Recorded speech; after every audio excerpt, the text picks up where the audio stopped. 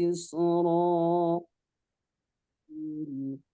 ألا تتخذوا من دوني وكيلا ذرية من حملنا مع نوح إنه كان عبدا شكورا وقضينا إلى بني إسرائيل في الكتاب لتفسدن في الأرض مرتين ولتعلن علوا كبيرا فإذا جاء وعد أولاهما بعثنا عليكم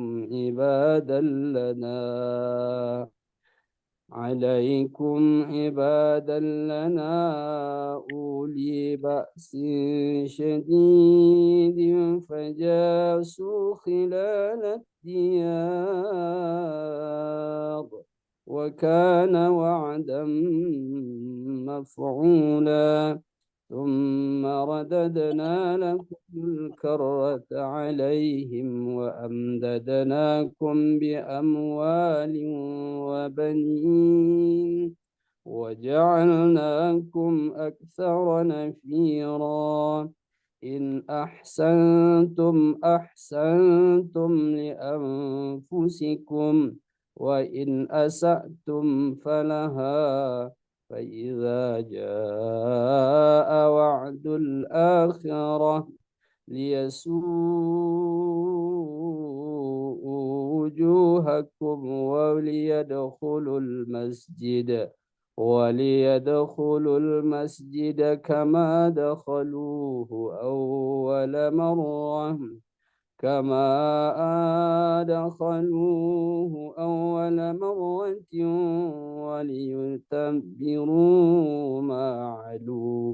وليتبروا ما علوا تتبيرا صدق الله العظيم. السلام عليكم ورحمة الله وبركاته. Waalaikumsalam warahmatullahi wabarakatuh. Alhamdulillah.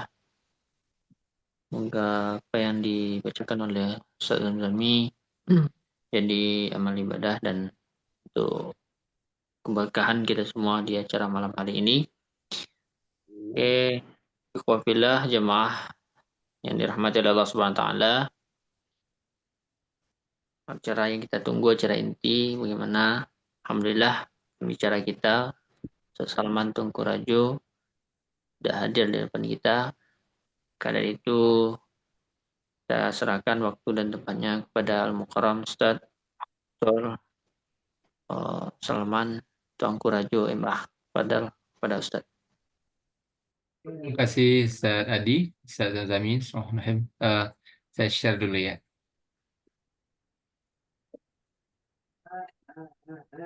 Sudah kelihatan, Ustaz? Sudah sedih? Ya. Baik, bismillahirrahmanirrahim. Assalamualaikum warahmatullahi wabarakatuh.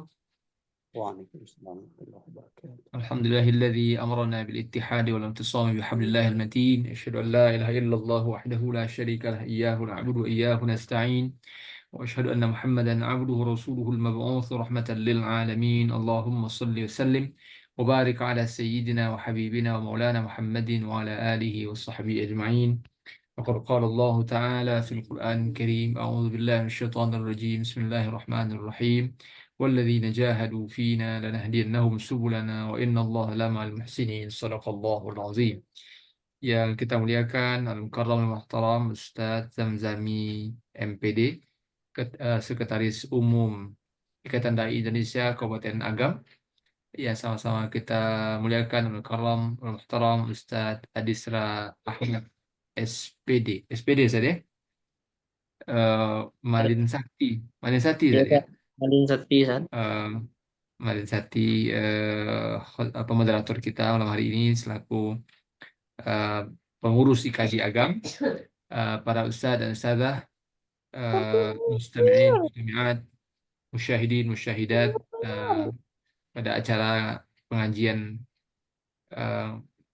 ngaji virtual IKADI, ngaji kitab Riyadhus Shalihin yang dimuliakan oleh Allah SWT. Segala puji dan syukur yang untuk Allah Azza wa Jalla yang senantiasa melimpahkan rahmat, nikmat, dan karunia yang tidak terhingga untuk kita semua. Dengan limpahan rahmat dan karunia Allah, alhamdulillah pada malam hari ini Allah bukan kita dalam kegiatan pengajian kita, kegiatan kajian bulanan IKADI secara virtual. Mudah-mudahan majelis kita dirahmati, diridhai, diberkahi oleh Allah Subhanahu wa taala. Amin ya rabbal alamin. Salawat dan salam berujung kita Rasulullah Muhammad sallallahu alaihi wasallam yang telah meninggalkan untuk kita Al-Qur'an dan As-Sunnah sebagai pedoman kehidupan. Mudah-mudahan kita semua selalu istiqamah untuk terus mempelajari, mengamalkan, mendakwahkan, dan memperjuangkan Al-Quran dan As-Sunnah sebagai pedoman kehidupan, sampai mudah-mudahan kita dianugerahi Allah husnul khatimah. Amin ya rabbal alamin. Bapak dan Ibu, para peserta kajian IKADI yang dimuliakan oleh Allah SWT, pada malam hari ini kita insya Allah akan bersama-sama mengkaji bersama-sama, membahas kitab Riyadhus Shalihin. Dan kita akan bahas tema tentang as-sidqu, ya, babus sidqi, bab tentang as-sidqu atau as-sidqi, babus sidqi dalam kitab Riyadhus Shalihin versi mukhtasar, ya, yang sebagaimana sudah ditampilkan di layar ini, yang sebagaimana kita ketahui tentu saja kitab Riyadhus Shalihin adalah kitab hadis yang ditulis oleh Imam An-Nawawi, tetapi yang kita tampilkan ini versi mukhtasar yang ditulis oleh Ustaz Dr. Ahmad bin Uthman Al-Mazid, ya. Saya mohon izin minta waktu sekitar 40 menit Ustaz Adi, ya, untuk menyampaikan materi. Kemudian nanti mungkin kita bisa lanjutkan dengan diskusi sampai kita sahkan ke Ustaz Adi nanti. Berapa menit kira-kira diskusinya, apakah sampai jam 10 atau jam berapa? Sebagaimana sudah kita lihat di layar bahwa ibu-ibu yang dimuliakan Allah, kita akan baca bab ini. Pertama, surah dikutipkan oleh Imam An-Nawawi, firman Allah surah At-Taubah ayat 119, ya. Di mana Allah berfirman, "A'udzubillahi minasyaitonir rajim. Bismillahirrahmanirrahim. Ya ayyuhalladzina amanu taqullaha wa kunu ma'as shadiqin." Orang-orang beriman, bertakwalah kepada Allah dan jadilah kamu semua selalu bersama orang-orang yang shadiqin. Kata as-shadiqin ini isim fa'il tentu saja kita sudah mengetahui dalam ilmu sharaf, ya. Tasrif dari kata as-sidqu. As-sidqu adalah isim masdar dari kata sadaqa yasduqu sidqan wa masdaqan fa huwa sadiqun wa dzaka masduqun, ya. Yang berarti setidaknya dua, ya, makna yang populer dari kata as-sidqu ini Bapak Ibu, yaitu jujur atau benar, ya. Bisa berarti jujur, bisa juga berarti benar, jujur dan benar, ya. Dalam hal ini saya merasa bahasa Indonesia agak lebih banyak nih, agak lebih banyak perbendaharanya. Jadi kalau bagi dalam bahasa kita makna jujur dan benar itu meskipun dia sangat identik, tetapi dibedakan, ya. Karena kalau jujur itu berarti kesesuaian antara perkataan dengan kenyataan, ya. Disebut jujur, orang disebut jujur kalau apa yang dia sampaikan sesuai dengan kebenaran. Sementara kalau yang disampaikan tidak sesuai dengan yang sebenarnya terjadi, maka disebut bohong, gitu kan? Al-kadzib, kadzaba yakdzibu kadziban, bohong. Sementara kalau benar itu kan adalah kesesuaian antara yang dilakukan dengan aturan, gitu, ya. Benar itu berarti berdasarkan aturan. Dan kita sebagai seorang Muslim, sumber rujukan aturan kehidupan kita tentu adalah Al-Quran dan As-Sunnah. Kemudian kalau kemudian akan diturunkan pada dalil-dalil fikih, berikutnya tentu ijma', qiyas, dan seterusnya. Tapi rujukan utama kebenaran kita tentu Al-Quran dan As-Sunnah. Maka kata as-sidqu itu tadi berarti setidaknya dua yang populer, ya, meskipun kalau kita buka kamus itu, apalagi kalau sudah diletakkan dalam konteks kalimat dia bisa ada pengembangan makna, tapi yang masyhur dua makna itu, yaitu bisa berarti jujur, bisa berarti benar, dan kedua-duanya nanti akan kita lihat bagaimana aplikasinya. Dan makna ayat surah At-Taubah 119 ini saya pikir juga bisa pada kedua-duanya. Allah panggil orang-orang beriman, ya lina amanu, wahai orang beriman, bertakwalah kepada Allah, wa kunu ma'as shadiqin, dan jadilah kamu semua selalu bersama orang-orang yang jujur sekaligus benar. Dan inilah makna dari ayat ini sebenarnya juga sekaligus mengajarkan kepada orang-orang beriman untuk mencari lingkungan pergaulan dan lingkungan kehidupan yang baik. Bahwa orang-orang beriman itu membutuhkan atau diniscayakan pada orang-orang beriman itu untuk berikhtiar agar lingkungan pergaulannya, pertemanannya, dan aktivitasnya ada dalam lingkungan kebaikan. Karena dengan itulah kemudian orang-orang beriman bisa melipat gandakan amal-amal kebaikannya, sebagaimana juga bisa menebar kebaikannya secara lebih maksimal. Yang kita kenal dengan amal jama'i. Ma'iyatus shadiqin. Orang-orang beriman itu memang tidak boleh, orang-orang soleh itu tidak boleh soleh sendiri. Dia harus soleh bersama orang-orang soleh yang lain dan lalu memperjuangkan kesolehan. Dan karena itu apa yang Allah ingatkan ini menjadi sangat luar biasa ya. Kunu ma'as shadiqin. Jadilah bersama orang-orang yang shadiqin, orang-orang yang jujur dan benar. Artinya jangan menyendiri dalam kebaikan. Jangan menyendiri dalam berkomitmen pada kebenaran. Orang-orang beriman itu harus berkumpul bersama orang-orang soleh. Maka kita temukan banyak sekali dalil tentang betapa orang-orang beriman itu harus berkumpul dan berjuang bersama orang-orang soleh. Betapa orang-orang beriman itu wajib berjamaah ya. Dalam kitab At-Thariq ila Jama'atil Muslimin yang ditulis oleh Syekh Husain bin Muhammad bin Ali Jabir itu kan ditegaskan bahwa beramal jama'i dan berjamaah itu hukumnya wajib begitu ya. Orang-orang itu wajib berjamaah, tidak boleh menyendiri, tidak boleh memisahkan diri dari jamaatul muslimin. Nah, ini di antara makna yang bisa kita ambil dari surah At-Taubah 119 yang merupakan penjelasan dari Imam An-Nawawi tentang bab as-sidqu ya. Jadi menarik sekali Bapak, Ibu, para ustaz-ustaz yang dimuliakan oleh Allah Taala. Imam An-Nawawi ketika membahas satu bab itu lalu kemudian menghadirkan ayat dan hadis-hadis itu sedemikian merupa sangat mencukupi sesungguhnya bagi kita untuk kemudian tahu makna di balik kaidah-kaidah yang dibicarakan, prinsip-prinsip dan norma-norma nilai yang dibicarakan. Jadi tanpa harus berpanjang lebar bicara tentang ini maksudnya apa dan sebagainya, cukup beliau hadirkan ini ayatnya, bicara tentang as-sidqu ini ayatnya, ini hadisnya. Maka lalu kemudian kita mempelajari dan merenungkannya, maka kita kemudian mendapatkan betapa dahsyatnya panduan yang Allah dan Rasul berikan tentang suatu kaidah, satu nilai, satu prinsip kehidupan yang kita perjuangkan dan kita pegang teguh. Baik, kemudian surah Al-Ahzab ayat 35 di mana Allah juga menyebut orang-orang yang jujur lagi benar itu was-sadiqina was-sadiqat ya.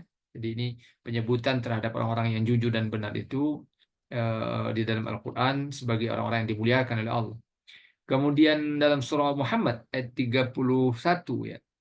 Falau sadaqullaha lakana khairul lahum. Andai saja mereka itu jujur kepada Allah dan berkomitmen untuk teguh taat kepada Allah, maka lakana khairul lahum, maka itu tentu saja adalah yang lebih baik bagi mereka. Itulah yang seharusnya memang mereka tempuh, jalan itulah yang seharusnya memang mereka tempuh. Baik. Nanti ada satu ayat yang saya ingin kita bahas juga Bapak-Bapak Ustaz, tapi kita lihat di ujung pembahasan insyaallah setelah kita bahas berapa ini ada 3 hadis ini nanti kita insyaallah baca juga surah An-Nisa ayat 69. Bagi saya ini An-Nisa 69 ini sangat luar biasa ya, sebenarnya memberikan motivasi betapa kita memang harus berjuang untuk menjadi orang yang berkomitmen, berpegang teguh dan istiqomah di jalan kebenaran, dan kemudian juga berjuang untuk senantiasa berada dalam kejujuran sehingga mendapatkan anugerah yang luar biasa insyaallah taala. Nah, kita baca dulu 3 buah hadis ini Bapak para ustaz yang dimuliakan Allah taala. Pertama hadis yang diriwayatkan Imam Bukhari dan Imam Muslim, artinya hadis ini muttafaqun alaih, kesohihannya maksimal gitu ya, meskipun tidak kita ketahui apakah ini sampai ke derajat mutawatir atau tidak, tetapi yang jelas diriwayatkan oleh 2 orang imam ahli hadis, muttafaq alaih ya. Dari Ibnu Mas'ud. Wa an Ibnu Mas'ud radhiyallahu anhu an Nabi sallallahu alaihi wasallam qaal. Dari Ibnu Mas'ud, semoga Allah meridai beliau, dari Nabi sallallahu alaihi wasallam, beliau bersabda, "Inna sidqa yahdi ilal birri."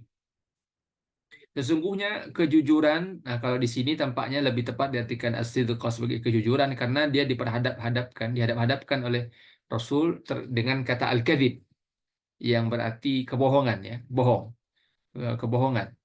Nah, maka kalau sebagai lawan kata antonim dari kata bohong tentu jujur ya. Tapi kalau dalam dalam makna yang tidak diperhadap-hadapkan dengan al-kadzib, maka makna as-sidqu itu sejauh yang saya pahami, nanti silakan Bapak Ibu para ustaz-ustazah juga bisa memberikan tambahan atau komentar tanggapan tapi yang saya coba pahami dari makna ini adalah kalau dalam suatu matan ya dibicarakan kata sidqu diperhadapkan dengan al-kadzib, maka di situ diartikan as-sidqu sebagai jujur. Nah, kata Rasul, inna sidqa yahdi ilal birri. Sungguh kejujuran itu membawa seseorang kepada albir, pada kebaikan. Wa innal birra yahdi ilal jannah. Dan kebaikan itu membawa orang menuju surga. Ya. Wa innar rajula la yasduqu hatta yakuna siddiqan. Maka seorang laki-laki selama dia senantiasa menjaga kejujurannya, dia akan menjadi orang yang siddiqan, orang yang diakui sebagai sosok yang sangat jujur. Wa innal kadhiba yahdi ilal fujur. Dan sungguh kebohongan itu membawa orang pada kejahatan. Wa innal fujura yahdi ilan nar. Dan sesungguhnya kejahatan itu membawa orang ke dalam neraka. Wa innar rajula la yakdhibu hatta yuktaba 'indallahi kadzdzaban. Dan seseorang ini sebutan ar-rajul kan sebenarnya bukan berarti laki-laki ya, juga bisa berarti perempuan dalam makna yang luas maksud, karena bahasa Arab itu memang bahasa yang berjenis kelamin ya. Maka ya digunakan di sini kalau dalam bahasa yang standar, maka kata-kata yang digunakan adalah kata yang berjenis kelamin mudzakkar, meskipun maknanya juga bisa berarti muannas, bukan hanya laki-laki di sini. Maksudnya tentu saja perempuan juga ya. Wa innar rajula, sebagaimana tadi dalam kejujuran juga begitu. Bukan hanya wa innar rajula la yasduq, itu bukan berarti hanya untuk laki-laki, tapi juga bermakna am ya, makna umum juga perempuan. Wa innar rajula la yakdzibu hatta yuktaba 'indallahi kadzdzaban. Dan seseorang kalau dia terus-menerus berbohong, maka dia nanti suatu ketika akan dicatat namanya di sisi Allah sebagai kadzdzaban, sebagai sang pembohong. Ini hadis ini tentu memberikan kepada kita peringatan ya, yang di satu sisi ketika bicara tentang kejujuran ada kemudian predikat yang luar biasa yang sangat menggiurkan, tentu sangat diinginkan oleh orang-orang beriman, yaitu yakuna siddiqan. Dalam matan yang lain hatta yuktaba 'indallahi siddiqan ya. Kalau di sini hatta yakuna siddiqan, tapi dalam matan yang lain juga ada ditulis Rasul menyebutkan hatta yuktaba 'indallahi siddiqan. Jadi sama dengan kadzaban, hatta wa innar rajula la yakdzib hatta yuktaba 'indallahi kadzaban. Nah, yang sedikitnya juga begitu. Tapi kalau di sini yang diambil dikutipkan adalah yang dengan kalimat hatta yakuna siddiqan. Nah, ketika seseorang senantiasa istiqomah dalam kejujuran, dan jujur itu konon katanya berat gitu ya pada Ustaz. Walaupun kan harusnya enggak ya. Harusnya jujur itu biasa saja kan. Tetapi sekarang ini mohon maaf dengan tidak mengurangi penghormatan kita pada orang-orang yang berjuang melawan korupsi ya. Tetapi ketika misalnya KPK menggunakan kata, saya pribadi, silakan nanti mungkin Pak Ustaz kalau ada tanggapan. Tapi saya pribadi merasa kok agak aneh gitu ketika dijadikan sebagai jargon, jujur itu hebat gitu. Itu kan seakan-akan memang menggambarkan realita bahwa negeri ini sudah mengalami krisis kejujuran sedemikian parahnya, sampai-sampai sebuah nilai yang harusnya menjadi nilai yang dimiliki oleh setiap warga negara, lalu kemudian harus dikatakan sebagai sesuatu yang demikian hebat ya. Jujur itu hebat gitu ya, padahal harusnya ya jujur biasa saja mestinya, karena semua orang harus jujur gitu.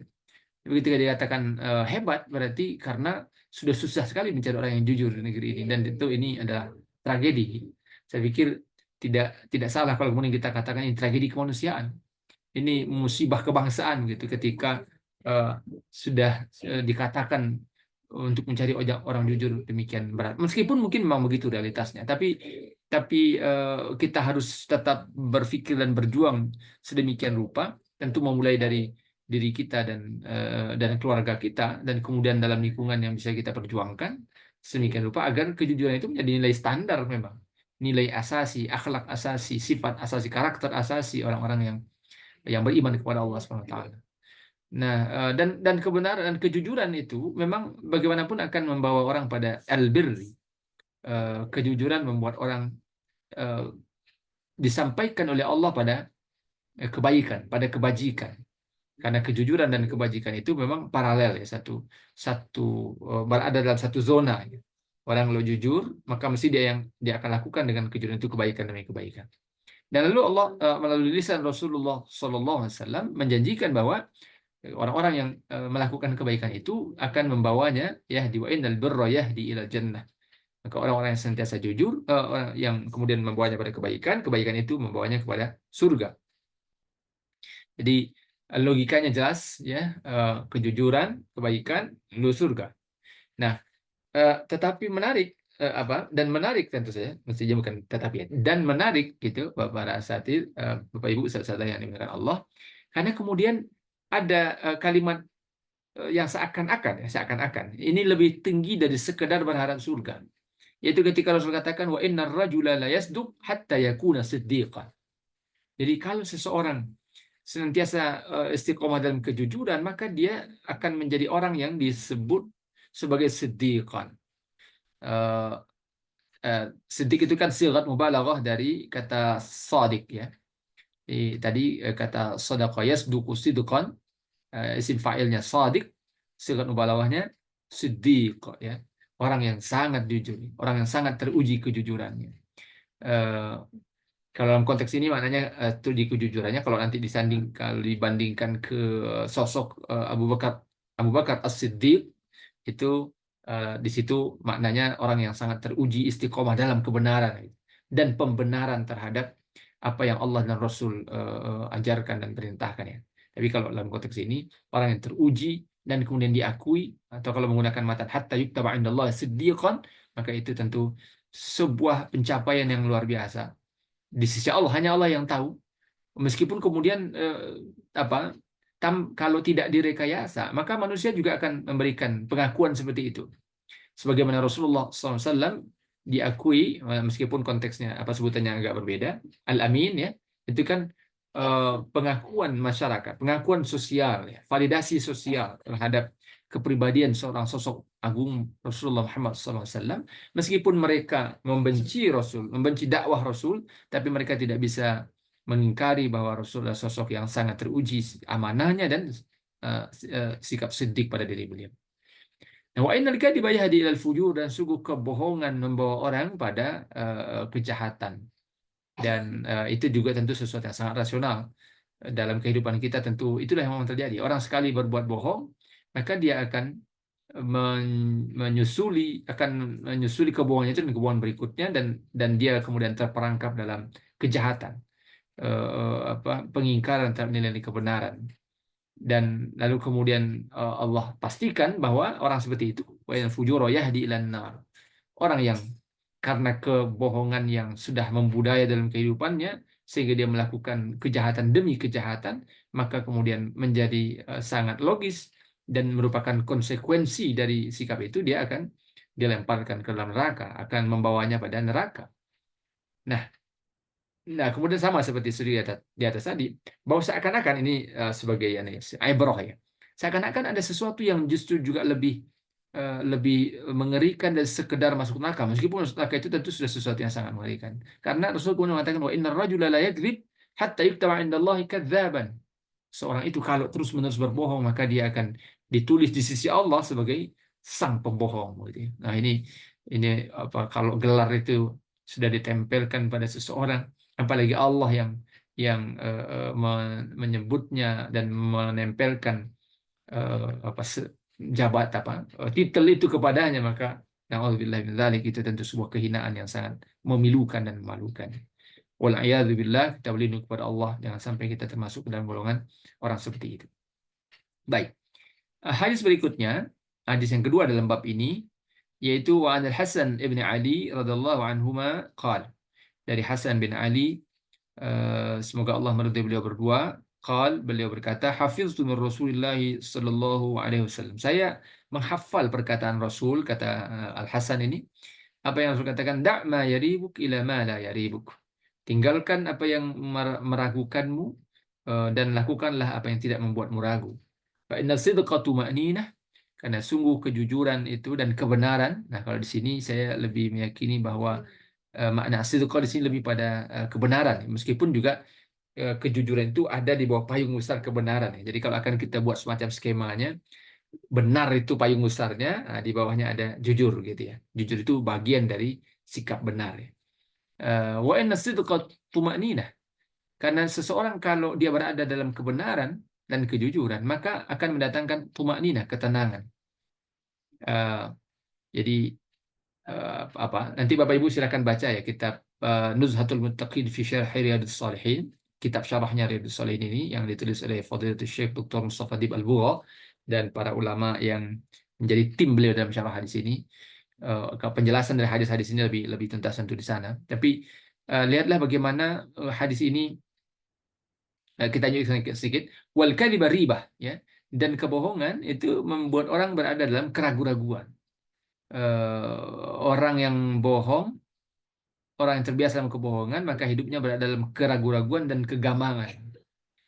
Nah, menarik ketika dihubungkan antara dua kaidah ini ya, Bapak dan Ibu yang dimuliakan Allah.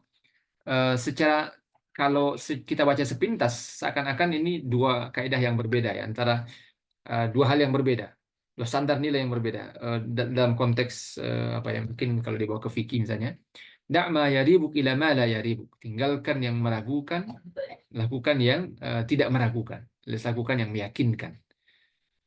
Itu sebenarnya kan adalah panduan bagaimana seseorang dibimbing oleh Allah untuk selalu memilih yang benar.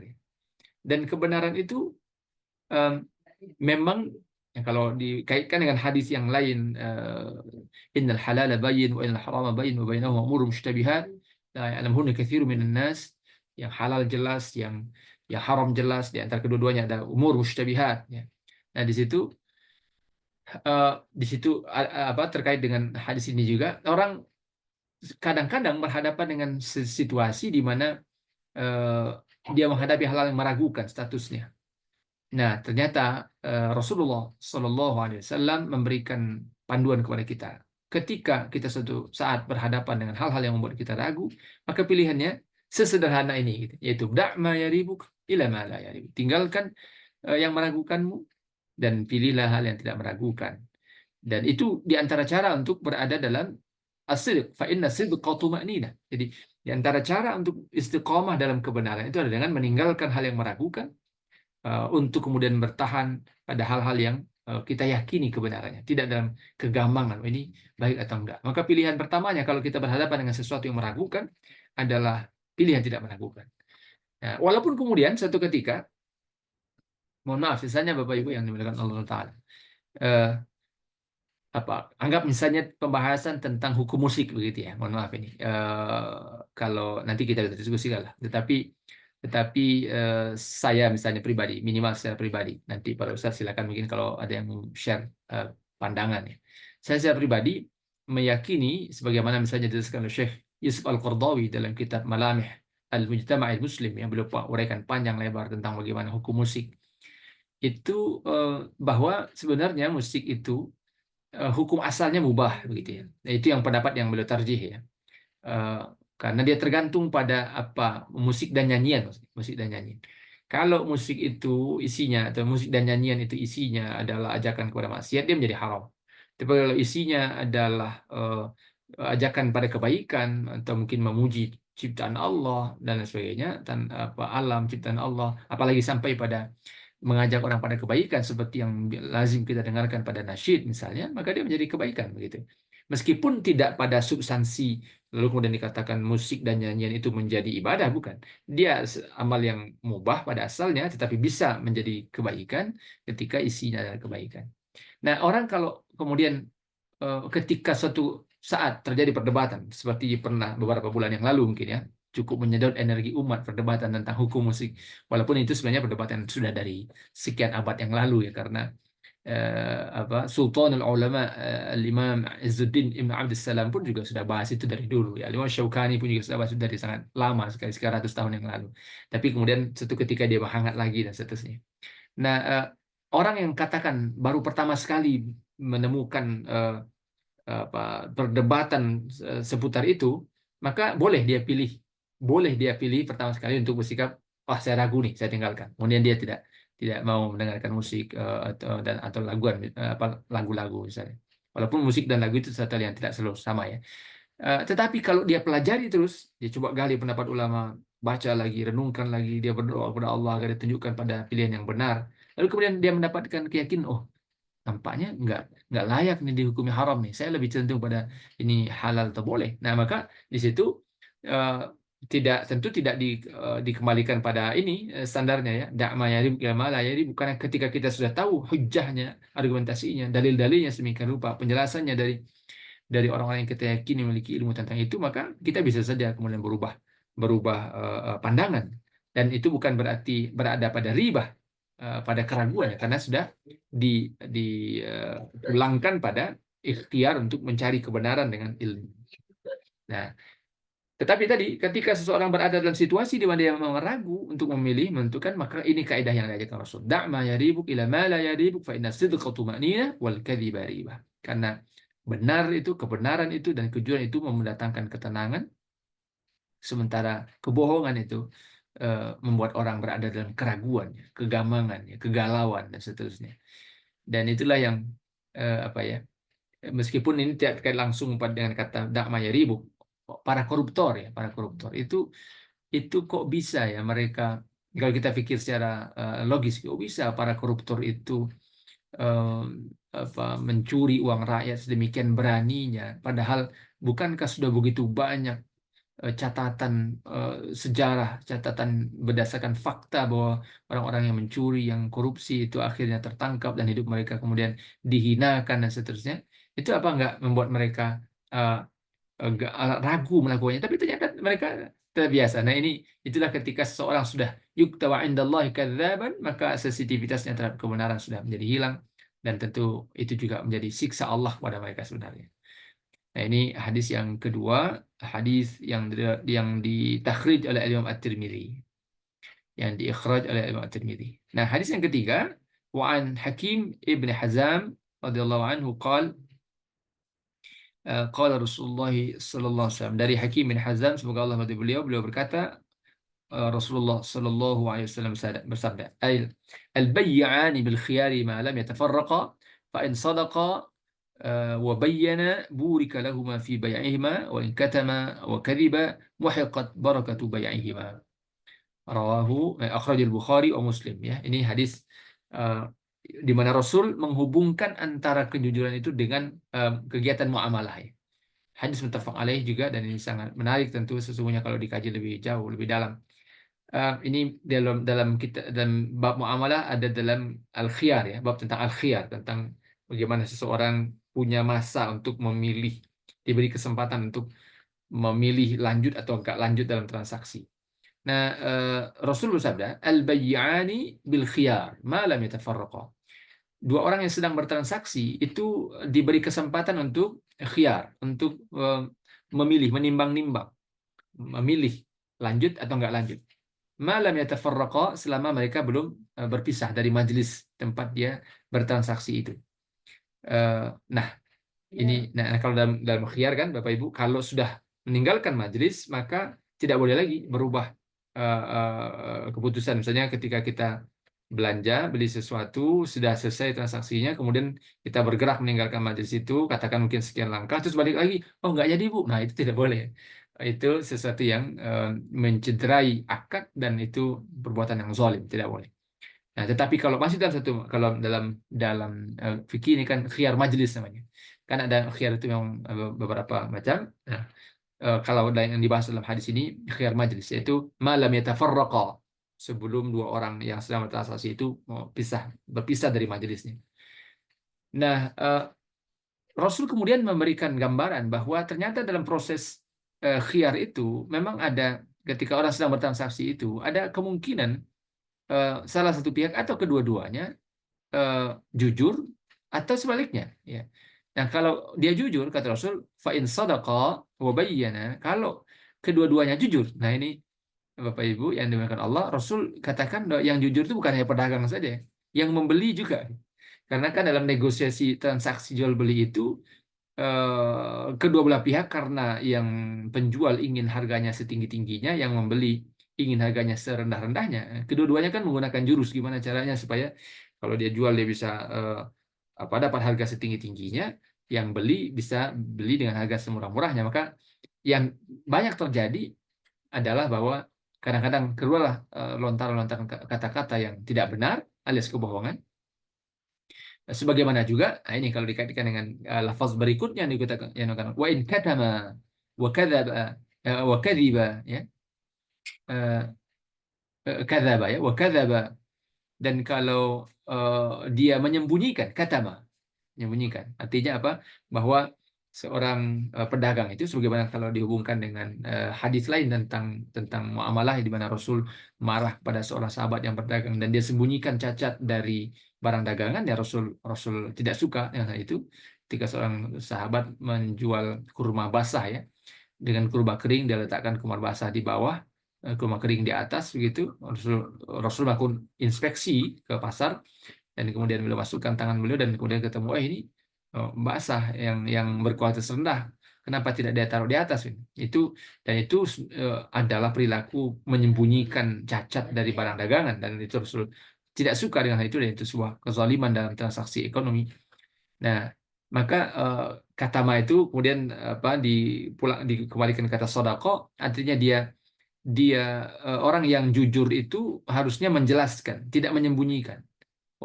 Tidak, dia wabayana, ya, dan dia jelaskan, ini barang saya yang saya jual ini kondisinya, kalau memang ada cacat dijelaskan cacatnya dan sebagainya, sehingga orang yang akan membeli tidak merasa tertipu dengan transaksi yang terjadi itu.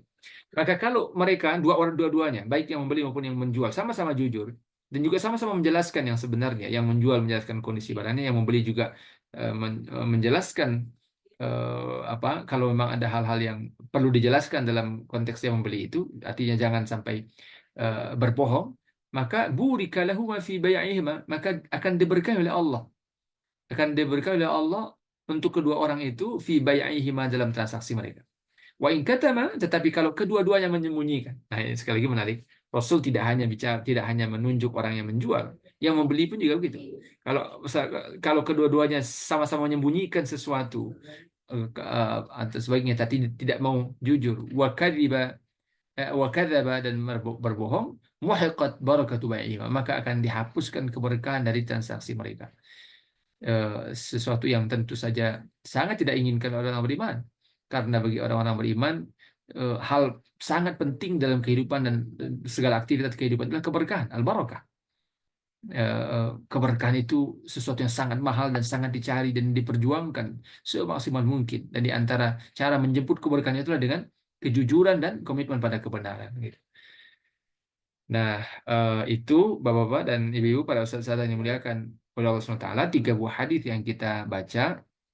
Nah, sebelum kita masuk ke diskusi dan saya kembalikan ke Ustaz Adi, mari sejenak kita baca. Dalam kitab ini tidak dicantumkan, tapi menurut saya sangat penting untuk kita juga baca surah An-Nisa ayat 69, ya, di mana Allah SWT berfirman, A'udzubillahi minasyaitonirrajim, Bismillahirrahmanirrahim, wa man yuti'illah war rasul faulaika ma'al ladzina an'ama Allahu 'alaihim minan nabiyyin was-siddiqin wasyuhada was-salihin wa hasuna ulaika rafiqa. Kata Allah, siapa yang taat kepada Allah dan Rasulullah, maka mereka itulah ma'alladzina an'ama Allahu 'alaihim, maka orang-orang itulah orang-orang yang diberi oleh Allah nikmat yang sangat banyak, nikmat yang sangat besar, nikmat yang luar biasa dari Allah. Dari golongan siapa? Minan nabiyyin, ya. Ma'alladzina an'ama Allahu 'alaihim minan nabiyyin, dari golongan para nabi, was-siddiqin. Nah, ini dia. Dan orang-orang yang siddiqin, as-siddiqun, orang-orang yang teruji kejujuran dan komitmennya pada kebenaran. Wasyuhada, dan orang-orang yang syahid. Wassalihin, dan orang-orang salih. Wa hasuna ulaika rafiqa, dan betapa hebatnya orang-orang itu nanti akan mendapatkan rafiqa, ya, yang mendampinginya, Allah yang mendampingi mereka, yang memberikan nikmat, memberikan kebaikan kepada mereka adalah zat adalah Rabb yang maha maha sempurna dalam kebaikan dan memberikan penguatan kepada orang-orang itu, orang-orang soleh itu. Kata Rafiq itu kan kata arifku ya, eh, eh, bisa berarti kelembutan, kebaikan yang maksimal. Dan Allah juga innallah yuhibbur rifqa fil amri kulli kan gitu. Maka kata Rafiq itu maknanya luas sekali ya. Ada yang mengartikannya sebagai yang menemani, tapi kalau kita gunakan kata menemani pada Allah tentu kurang layak. Masa Allah menemani kita, maka Allah memberikan pengawasan, memberikan bantuan sedemikian rupa ya, dengan seluruh kemahal lembutannya khususnya. Ya, itu hasunah, dan itu adalah yang terbaik begitu. Nah, eh, Bapak Ibu yang dimuliakan Allah, ingat, mari kita garis bawahi kata faulaika ma'alladzina an'amallah alaihim ya. Mereka itu orang-orang yang taat kepada Allah Rasul itu adalah orang-orang yang bersama orang-orang yang an'amallahu alaihim, yang Allah beri nikmat kepada mereka. Bukankah ini yang kita baca dalam surah Al-Fatihah? Suratul ladzina an'amta alaihim ghairil maghdubi 'alaihim waladdallin. Jadi ketika kita minta kepada Allah ihdinas shiratal mustaqim, Allah tunjuki kami jalan yang lurus. Lalu Allah ajarkan lagi kepada kita jalan lurus yang seperti apa? Suratal ladzina an'amta alaihim. Nah, cuma di surah Al-Fatihah kan tidak dijelaskan siapa yang an'amta alaihim itu. Maka ini kan dalam ilmu tafsir, tafsirul ayah bil ayah, tafsir bil ma'thur, menafsirkan ayat dengan ayat. Maka surah Al-Fatihah ayat 7 itu ditafsirkan dengan surah An-Nisa ayat 69 ini. Bahwa profil orang yang Allah berikan nikmat kepada mereka dan mereka lah profil manusia-manusia luar biasa, manusia-manusia mulia yang kita tiap hari minimal 17 kali minta kepada Allah idzal shiratal mustaqim shiratal ladzina an'amta alaihim. Nah, cuma di sini memang tidak dipanjangkan karena langsung masuk ke berikutnya ghairil maghdubi 'alaihim waladdallin. Maka siapa yang an'amta alaihim itu? Dijawab di sini. Ma'al ladzina ma'al ladzina an'amallahu alaihim minan nabiyyin. eh, Orang-orang yang Allah beri nikmat itu adalah minan nabiyyin, para nabi, dan tentu kalau levelnya para nabi tidak mungkin kita kita gapai, meskipun tentu harus selalu menjadi patron ya. Kita berjuang sekuat tenaga untuk meneladani seluruh hal ini diwariskan oleh Rasulullah dan para nabi yang diutus oleh Allah.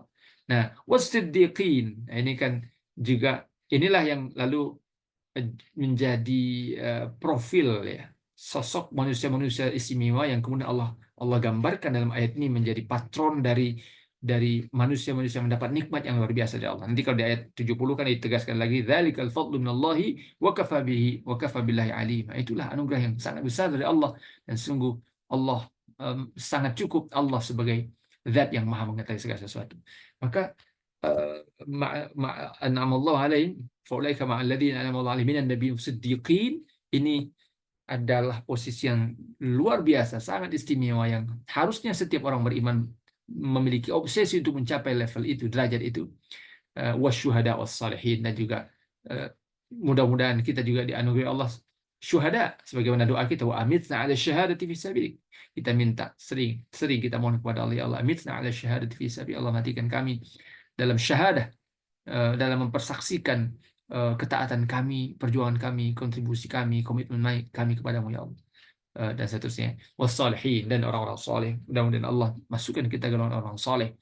Dan perjuangan untuk sampai ke level itu diantaranya dengan apa yang kita bahas malam hari ini, yaitu berkomitmen pada nilai, pada karakter as-sidqu ya, yang tadi sudah kita bahas beberapa panduan yang Rasul berikan kepada kita, yang mudah-mudahan insya Allah di antaranya melalui kajian kita malam hari ini, Bapak, Ibu, para ustaz-ustaz yang dimuliakan oleh Allah SWT, kita saling mengingatkan, saling memotivasi, saling mendorong, dan saling mendoakan agar kita mendapatkan predikat as-siddiqun, dan semoga Allah jauhkan kita dari menjadi masuk ke dalam orang-orang yang kadzab ya, al-kadzabun atau minal kadzabin, na'udzubillahi min dzalik. Jadi saya pikir itu Bapak Ibu saudara yang dimuliakan Allah, yang kita bahas malam hari ini. Silahkan mungkin barangkali Bapak Ibu saudara memberikan tanggapan, masukan, mungkin ada koreksi juga, atau mungkin ada hal-hal yang bisa kita elaborasi, kita diskusikan bersama-sama. Saya kembalikan ke Ustaz Adisra Ahmad, SPD Malin Sati. Halo Ustaz.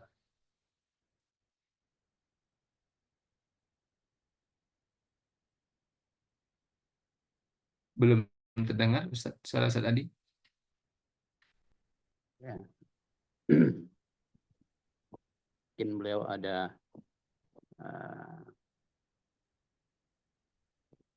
jaringan kisahnya. ya kayak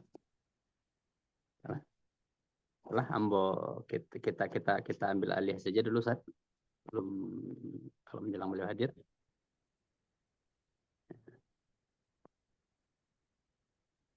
Oke.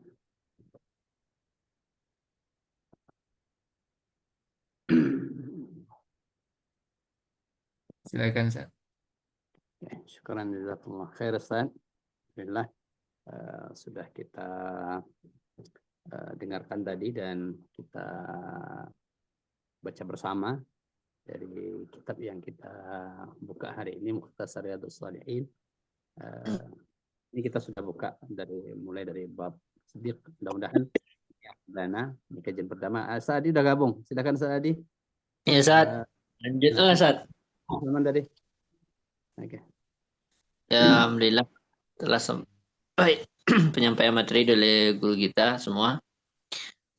Sisi masuk tanya jawab ya, Ustaz ya. Atau langsung ada tanggapan dari Ustaz. Pertama dulu dari Ustaz Damzami. Barangkali ada enggak, Ustaz? Tanggapan, Ustaz. Terima kasih. Syukuran Ustaz Adi. Oke. Assalamualaikum warahmatullahi wabarakatuh. Waalaikumsalam warahmatullahi wabarakatuh. Ustaz Salman yang alhamdulillah malam hari ini sudah memberikan pencerahan yang sangat luar biasa melalui kita Mukhtasar Riyadhus Shalihin, dan sepertinya memang yang kita baca malam hari ini sangat-sangat relevan dan sangat update dengan kondisi kita saat ini, bahwa untuk hadir menjadi orang-orang yang siddiq di tengah-tengah lingkungan hari ini sepertinya memang barang langka menjadi orang siddiq itu. Dan itu barangkali yang membuat pemerintah barangkali atau sebahagian membuat slogan yang hari ini seperti yang saya sampaikan tadi itu ya, jujur itu hebat ya, dengan saking susahnya, saking sulitnya barangkali menemukan sosok-sosok yang memang betul-betul siddiqnya ini teruji seperti yang sudah-sudah dalam sejarah Islam itu. Hari ini barangkali yang mungkin perlu kita minta penjelasan lebih luas barangkali dari Stasis, terutama untuk Karam Salman. Terkadang banyak orang jujur hari ini, tetapi mereka dikungkung oleh sistem yang terkadang menghukum mereka sehingga mereka harus taruhlah berpandai-pandai dalam kejujuran. Mungkin kalau dikatakan mereka tidak mau berbuat jujur, mereka ingin berbuat jujur itu, tapi karena sistem yang menghukum mereka dalam satu aturan yang mungkin mereka sedang jalani dalam bentuk rutinitasnya atau dalam bentuk pekerjaannya dan sebagainya, sehingga kejujuran yang ideal itu harus bergeser ya di dalam menjalankan kejujuran itu. Kira-kira bagaimana kira-kira kiat kita ini untuk ketika kita ada di dalam sistem yang mungkin bisa menggiring kita kepada arah yang tidak jujur ini, tetapi kalaupun kita keluar dari sana pun tentu siapa lagi yang akan ikut berjuang tentang kebenaran di dalamnya.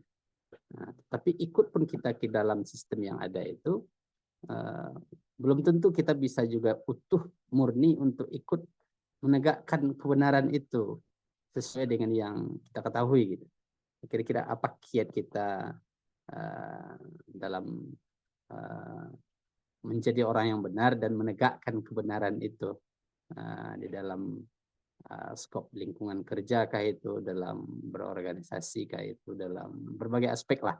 Ya terkadang memang ada sistem-sistem tertentu yang menghukum kita, membatasi kita untuk tidak berbuat jujur seutuhnya seperti yang kita ketahui gitu. Itu barangkali diantaranya sekedar pertanyaan pembuka saja, Ustaz. Mungkin para asatis kita yang lain nampak oleh kita di grup Zoom kita sudah banyak, ada Ustaz Abdul Aziz, Ustaz Dasril juga alhamdulillah beliau hadir, Ustaz Romi PW alhamdulillah beliau membersamai kita. Mudah-mudahan ada juga masukan dari beliau.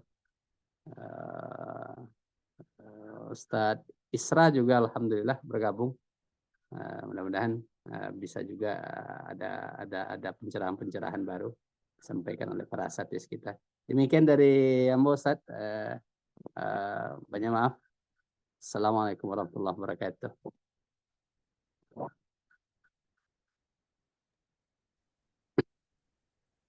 Ya, mungkin Ustaz Salaman gimana Ustaz? Langsung ditanggapi apa gimana Ustaz? Kalau boleh mungkin kita kumpulkan Ustaz, kalau mungkin ada tanggapan dari Bapak Ibu Ustaz-Ustazah yang lain. Oke. Oke Ustaz. Mungkin dari Bapak Ibu jamaah hadir konser tampil video. Ada Ustaz Sarnubi.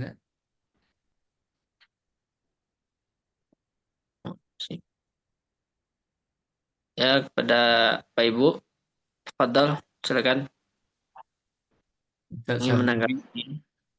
Ada Ustaz Dan Sarnubi, saya raise hand Ustaz. jawab Femi. Angkat tangan.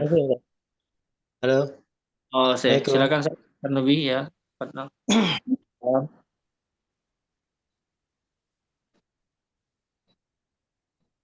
Assalamualaikum Ustaz.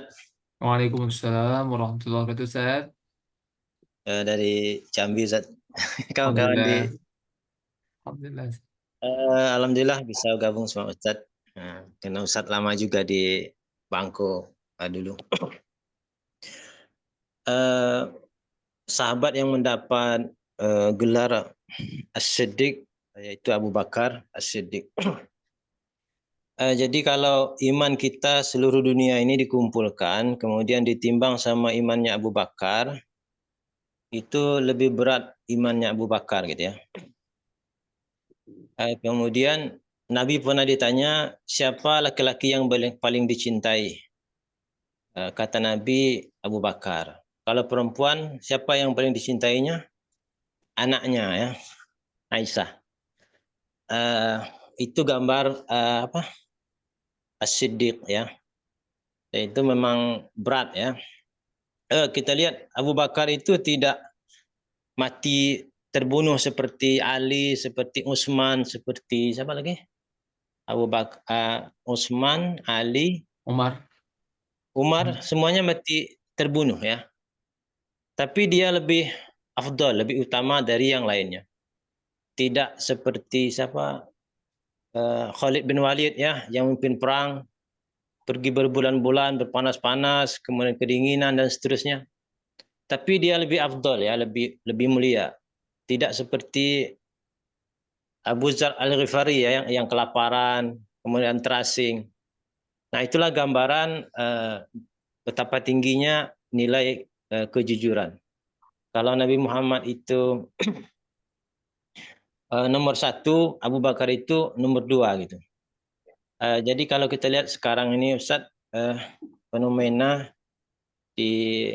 terutama di pemerintahan, jadi sistem berbohong itu sudah berakar berurat ya, dari berapa dekade gitu ya, berapa waktu. Jadi untuk merubah itu sangat susah ya.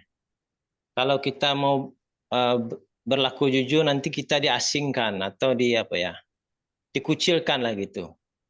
Jadi bagaimana ya, sama seperti Ustadz yang tadi, bagaimana kita berusaha mempertahankan kejujuran di lingkungan kerja kita atau di tempat misalnya di organisasi kita dan lain-lain. Mungkin itu dulu Ustaz. Assalamualaikum warahmatullahi wabarakatuh. Assalamualaikum warahmatullahi wabarakatuh. Ustaz Sarnobi Sarolangun Jambi, insyaallah berkah selalu untuk Sarolangun. Mungkin dari ibu-ibu boleh angkat tangan atau langsung bertanya. Ada, Bu?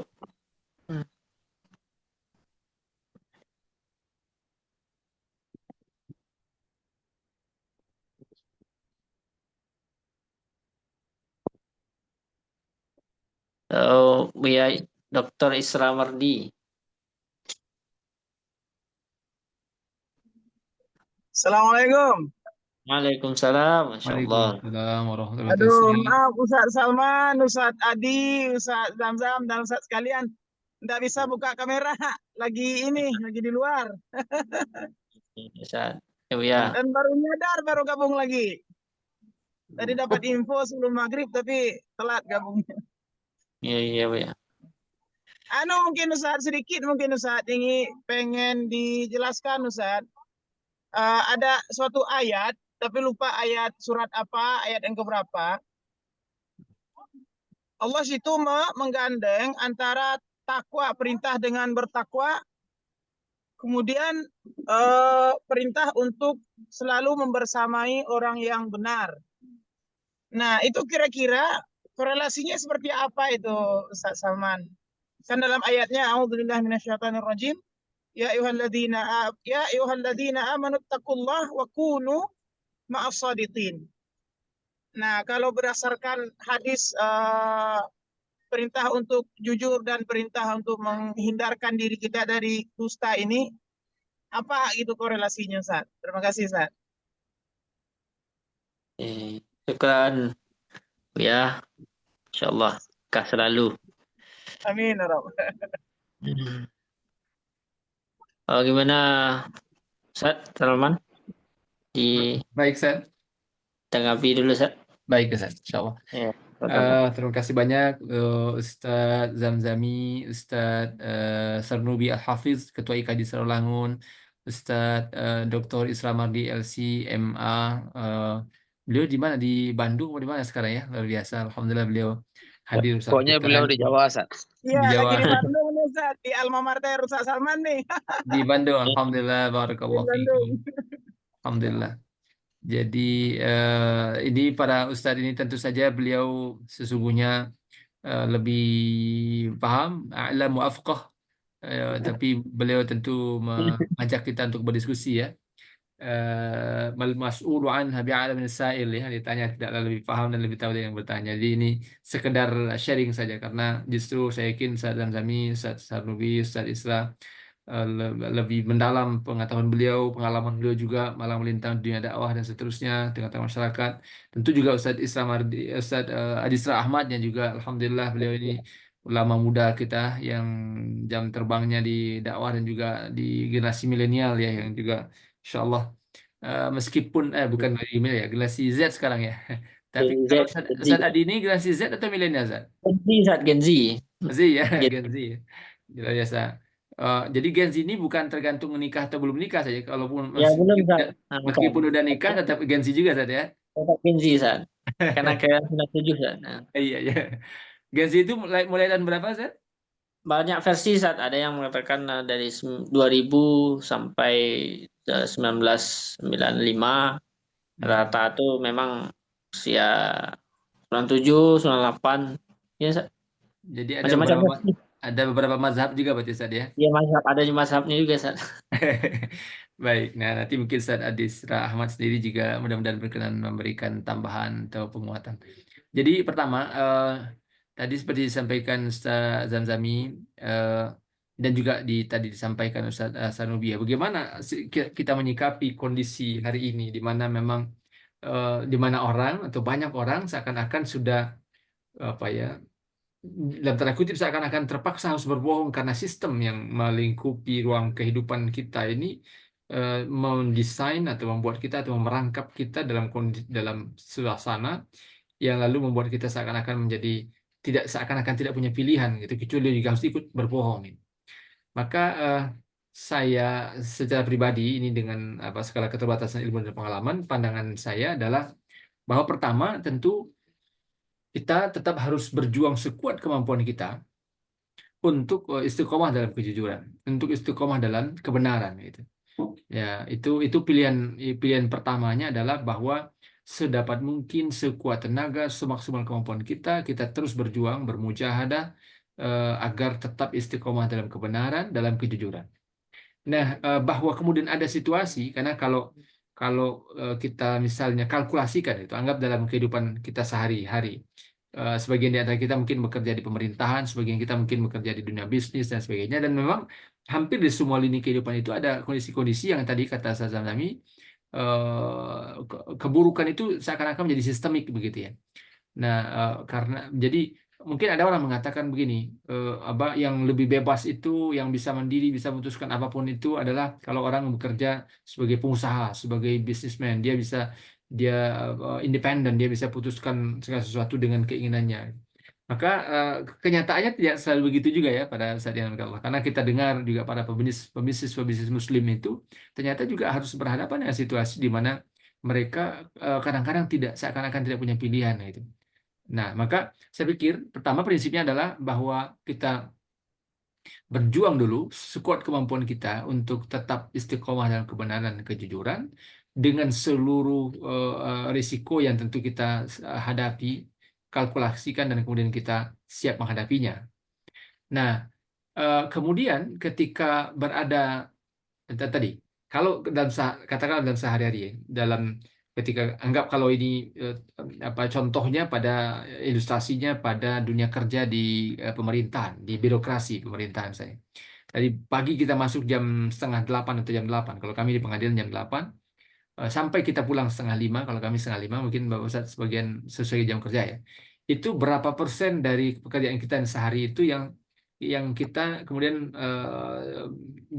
berada dalam kondisi di mana kita terpaksa harus berbohong misalnya. Dugaan saya atau setidaknya yang saya bisa hitung sementara ini, mungkin baru kilasan kalkulasi sementara gitu ya.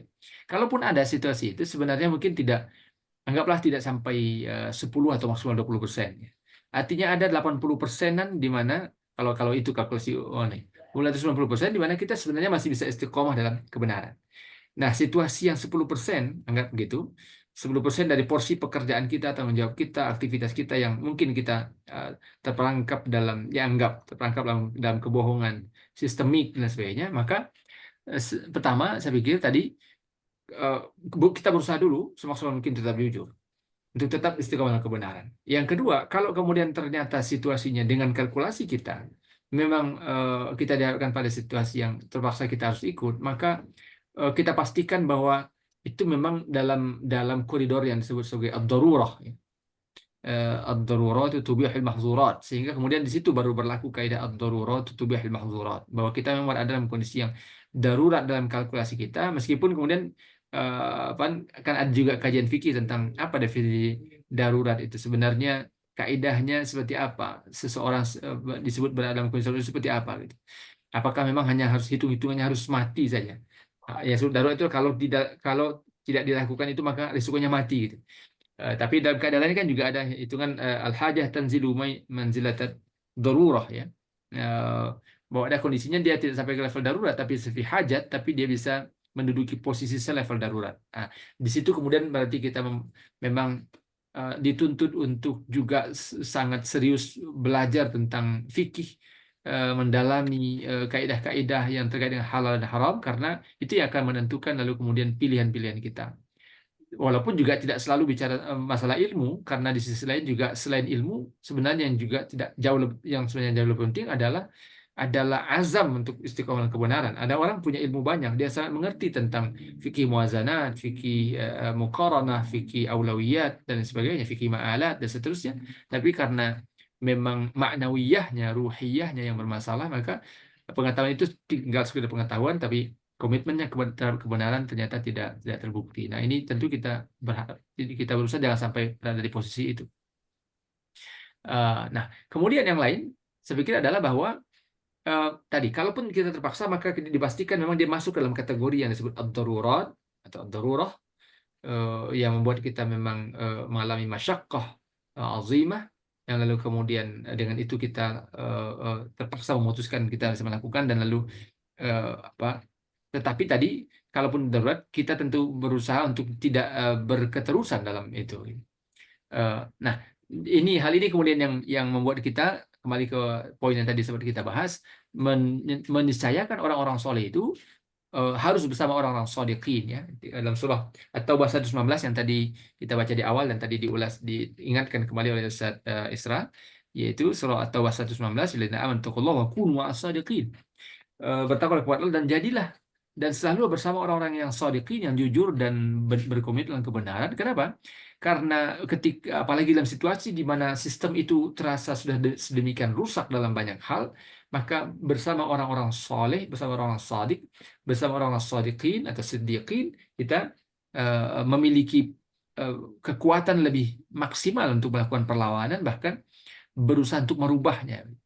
Nah, maka apa yang disampaikan Ustaz Zamzam tadi menjadi sangat penting ketika beliau katakan bahwa kalau orang merasa berada dalam situasi yang ini abu-abu nih situasinya, atau banyak sekali syubhat dan sebagainya, saya keluar saja dari sini. Lalu akhirnya posisi itu ditempati oleh orang-orang yang sama sekali tidak memiliki komitmen terhadap kebenaran, maka yang terjadi adalah berarti sistem itu akan larut terus dalam keburukan, karena tanpa ada orang yang lalu akan berjuang dari dalam untuk merubahnya. Karena merubah sesuatu dari luar, betul ada pengaruh, kalau tentu akan ada kontribusi bagi orang-orang yang mencoba merubah kondisi dari luar, tetapi tidak cukup.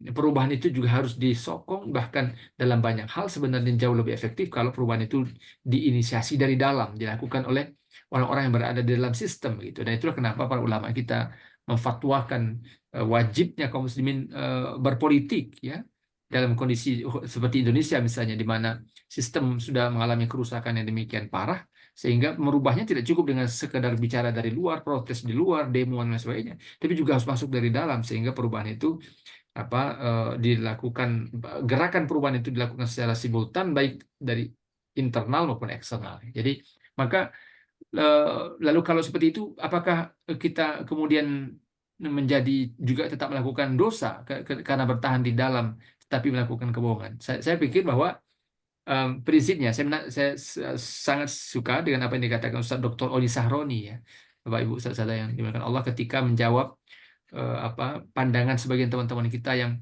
bahkan terhadap bank syariah pun mereka tidak suka gitu. Mereka katakan bank syariah itu belum murni syariah dan sebagainya. Jadi akhirnya kemudian bahkan bank syariah pun juga mengalami tertatih-tatih untuk bisa maju, karena lawannya bukan hanya dari pesaingnya dari bank konvensional, tapi dari orang-orang yang juga konon disebut pejuang-pejuang Islam juga menggerogoti juga gitu, karena mengatakan itu juga ulama syariah. Lalu pilihannya apa gitu?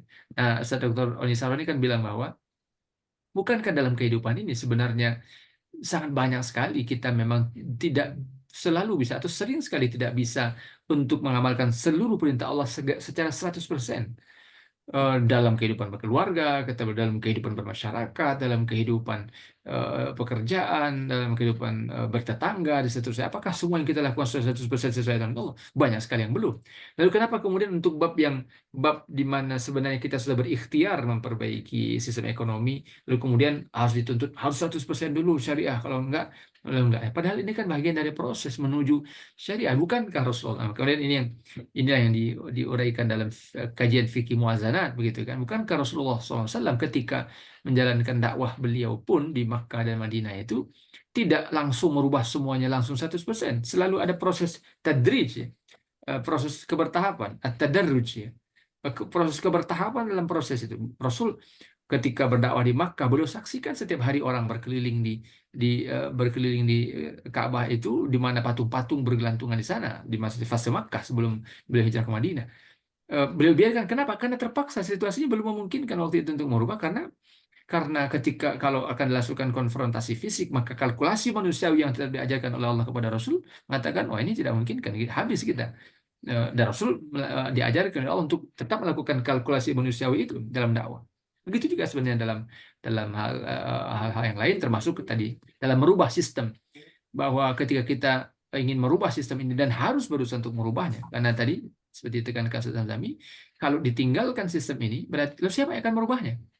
Sementara alhamdulillah Allah beri kita hidayah, kita tahu bahwa ada yang rusak dalam sistem dan kita ingin merubahnya. Sementara orang lain yang akan masuk, kita belum tahu siapa yang akan masuk, siapa yang bisa kita jamin lalu bisa menggantikan posisi kita dan komitmennya bisa jauh lebih baik. Begitu. Kalaupun ada yang lebih baik, maka bukan harusnya pilihannya bukannya kita meninggalkan, tapi ayo bersama-sama dengan orang yang ada komitmen baik itu, kita bersama-sama dengan yang juga bisa berjuang begitu. Jadi jangan tidak meninggalkan ladang pertarungan pertempuran ini, tetapi bersama-sama merubahnya dari dalam dengan tetap berkomitmen dan dengan berjamaah. Jadi karena dengan berjamaah, insya Allah akan selalu ada orang yang mengingatkan, mendoakan, mengawasi, mengontrol, mendorong, menyemangati dan seterusnya, memberikan tazkirah, memberikan tausiah dan seterusnya ketika kita mungkin agak melemah semangat dan seterusnya. Dengan berjamaah kita kemudian insya Allah tetap bersemangat walaupun suatu ketika mungkin kendor lalu diingatkan lagi dan seterusnya. Jadi saya pikir begitu Ustaz Zamzami dan Ustaz Sarnubi. Mudah-mudahan nanti mohon barangkali Ustaz juga berkenan memberikan tambahan atau penguatan tentang hal itu. Nah, kemudian apa yang disampaikan Ustaz Isra tadi terkait dengan firman Allah surah At-Taubah 119, "Lillazina amanu wa kunu ma'as shadiqin." Apa hubungannya antara perintah takwa lalu kemudian perintah dengan ma'iyatus shadiqin, membersamai orang-orang yang jujur, orang-orang yang berkomitmen dalam kebenaran. Tentu jawaban yang lebih sahih adalah kalau kita merujuk pada kitab-kitab tafsir. Saya belum sempat buka langsung bagaimana penjelasan para mufassir ya. Kata-kata tafsir Ibnu Katsir tadi belum sempat saya cek juga. Mungkin nanti bisa kita sama-sama baca bagaimana mungkin Imam Ibnu Katsir menjelaskan, Imam At-Tabari, mungkin Imam Qurtubi, para mufassir yang lain ya. Tentu beliau jawaban yang lebih otoritatif ada di sana.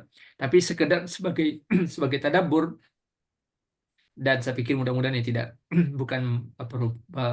tidak melampaui batas, mudah-mudahan insyaallah, karena memang Allah perintahkan kita untuk mentadaburi ayat Allah. Maka saya pikir adalah bahwa ayat itu mengingatkan orang-orang beriman bahwa kewajiban untuk bertakwa itu di antara cara untuk bisa menggapai ketakwaan adalah dengan selalu membersamai orang-orang yang jujur, orang-orang yang berkomitmen dalam kebenaran, orang-orang yang komitmen dalam orang yang tetap istiqomah dalam kejujuran dan kebenaran. Maka Allah gandengkan perintah itu. Jadi ittaqullah wa kunu ma'as-shadiqin, bertakwa kepada Allah dan selalulah bersama orang-orang yang shadiqin. Karena dengan selalu bersama orang-orang yang shadiqin itu kita itu yang diuraikan oleh para ulama dalam kajian tentang al-amal al-jama'i, tentang wujubul jamaah, tentang kewajiban berjamaah. Karena dengan berjamaah itulah kemudian kita akan relatif lebih kuat dan dikuatkan untuk terus berjuang dalam ketaatan kepada Allah SWT. Ada yang mengingatkan, ada yang menyemangati, ada yang membersamai, dan lalu kemudian karena memang pertarungan melawan kebatilan juga adalah pertarungan yang panjang, tentu saja membutuhkan nafas yang panjang, dan karena itu apalagi dalam soft yang rapi ya. Innallaha yuhibbul ladzina yuqatiluna fi sabili shaffa ka'annahum bunyanun marsus. Itu kan adalah sebuah kaidah yang dahsyat ya, bahwa orang-orang yang berjuang dalam soft yang rapi itu adalah orang-orang yang dicintai oleh Allah, dan tentu ketika berjuang dalam jalan cinta di bawah naungan cinta Allah, maka tentu Allah pastikan akan diberikan pertolongan kepada. Ini dikutipkan oleh Ustaz Sanubi di kolom chat ya, Bapak Ibu, dari tafsir Markaz Tafsir Mukhtasar fi Tafsir ya. Nanti kita baca ya bagaimana kemudian hubungan antara perjalanan ketakwaan itu dengan ma'iyatus shadiqin. Jadi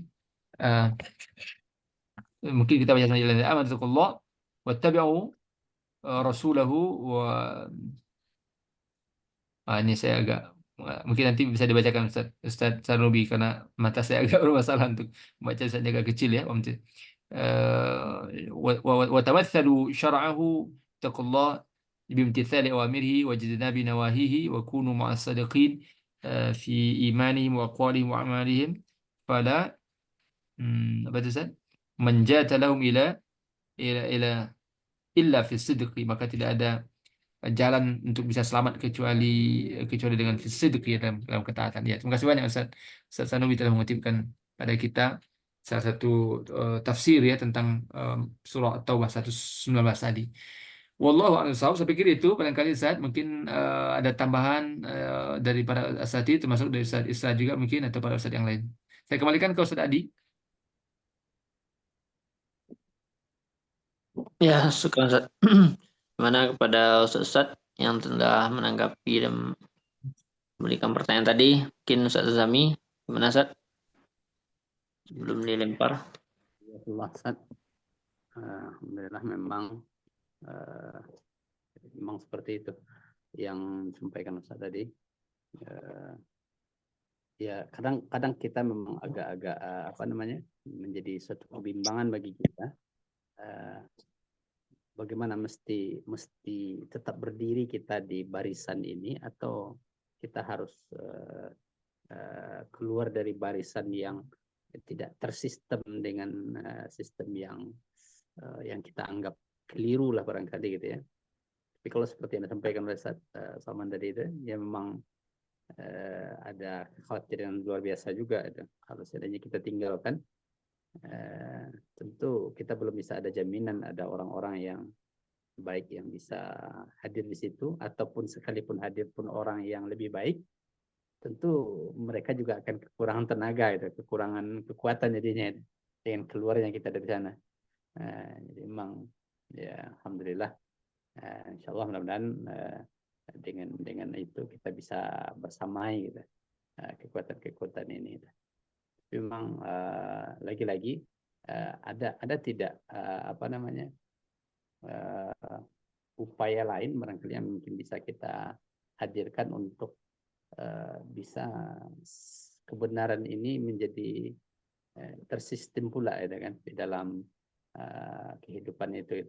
Karena memang hari ini menjadi orang benar itu sepertinya agak aneh di tengah-tengah kehidupan masyarakat kita itu. Jadi kalau ada 10 orang berkumpul, kalau 10 orang mengatakan yang salah itu benar, maka orang yang sendiri ini, yang satu ini, kalau dia pegang kebenaran, lama-kelamaan dia juga bisa ragu dengan kebenaran yang dimiliki ini, yang diyakini ini gitu kan. Kalau sudah hampir mayoritas orang mengatakan yang salah itu benar itu. Jadi memang circle-nya hari ini memang perlu kita bersama dengan orang-orang yang benar, membersamai kebenaran bersama orang-orang yang benar dan ikut menyuarakan kebenaran itu. Sepertinya itu semakin kuat arus lawannya mengatakan ketidakbenaran, sepertinya kita harus lebih mensonding lagi kebenaran itu lebih kuat lagi gitu. Memang seperti itu kayaknya memang, sehingga kalau didiamkan ya sepertinya memang itu akan kalah dan lenyap, bisa suatu saat dia akan lenyap kebenaran itu di tengah-tengah kehidupan itu. Bukan tidak, apakah kira-kira mustahil tidak kebenaran ini akan bisa lenyap di satu tempat, di satu zaman, atau di satu masa gitu. Kira-kira ada kemungkinan ya kira-kira Ustaz hilang kebenaran itu di tengah-tengah kehidupan masyarakat itu, apakah disebabkan dengan diamnya orang benar atau lemahnya orang yang benar, atau bagaimana gitu. Kira-kira ada nggak kemungkinannya, atau ada nggak sejarahnya di masa lalu bahwa kebenaran itu bisa memang betul-betul lenyap di satu tempat itu. Ya, syukur jazakallah Ustaz Salman, para asatidz dari Isra tadi, dan Nusi juga tadi. Kembalikan Sadi. Ya, sekarang Ustaz. Mungkin itu tanggapan. Saat ini dari Jambi, Ustaz Sarnubi, gimana Ustaz? Panjang nampaknya ada tambahan juga. Insyaallah berkah Ustaz.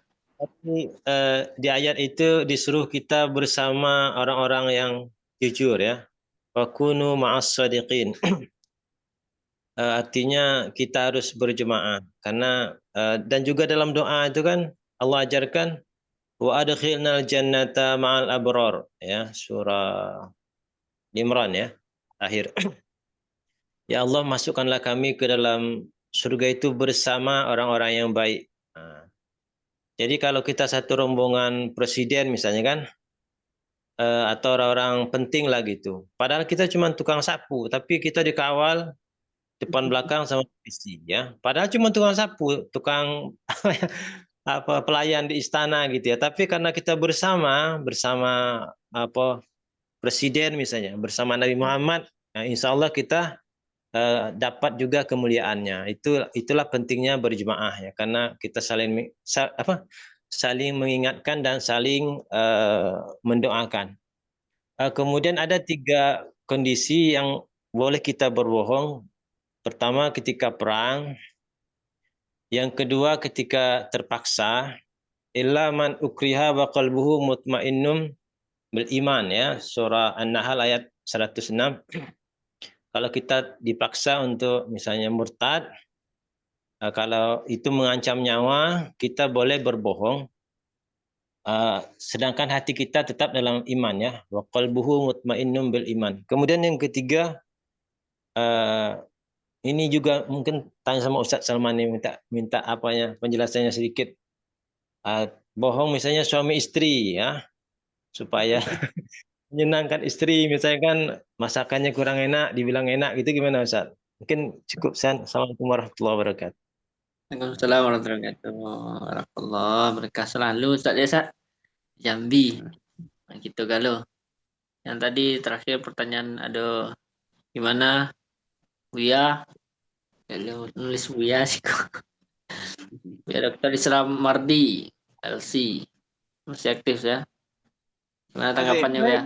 Baik, jadi kalau boleh dikerucutkan ya Ustaz Salman, kalau kita lihat ya dari alur ayat per ayat tentang bagaimana tanggung jawab kita dalam menjalani kehidupan, itu kan tujuan sebenarnya kita harus mewujudkan takwa gitu ya. Memang wa ma khalaqtul jinna wal insa illa liya'budun. Aku ciptakan jin dan manusia itu hanyalah untuk menyembahku, kata Allah. Kemudian dalam Al-Baqarah Allah jelaskan bahwa menyembah itu hanya untuk mewujudkan takwa. Ya ayuhan nas wa'budu rabbakum walladzina min qablikum la'allakum tattaqun gitu ya. Jadi sesuai dengan penjelasan Ustaz Salman tadi, memang tidak ada pilihan lain ketika kita sudah betul-betul menyerahkan diri kita kepada Allah, ikut aturan Allah dengan beriman, disuruh untuk bertakwa. Nah, kesempurnaan takwa itu akan terwujud, tidak akan pernah kalau tidak ada upaya untuk bersama dengan orang-orang sodik tadi. Jadi memang ma'iyatus sadikin ini memang mutlak, ini wajib untuk kita wujudkan berarti Ustaz Salman ya. Ya karena kalau tidak ya seperti yang disampaikan Ustaz Zamzam tadi gitu kan. Kita sudah menjaga gitu kan agar kita selalu berusaha jujur, agar tidak terjebak kepada fajur lawannya takwa kan. Akhirnya gara-gara kondisi saja gitu kan. Kita ya memang gimana gitu. Akhirnya kita berusaha untuk menghilangkan kejujuran kita gitu ya. Walaupun terpaksa nanti. Itu karena apa? Karena memang lingkungan kita itu belumlah orang-orang yang jujur, mungkin seperti itu. Jadi memang harus gimana ya? Kalau Ustaz Tarnobi mengatakan memang harus berjamaah. Nah, jamaah yang harus kita tempati itu memang harus juga orang-orang yang pilihan gitu. Jangan sampai nanti ketika kita berjamaah, rupanya kita malah melanggar ketetapan hadis Rasul.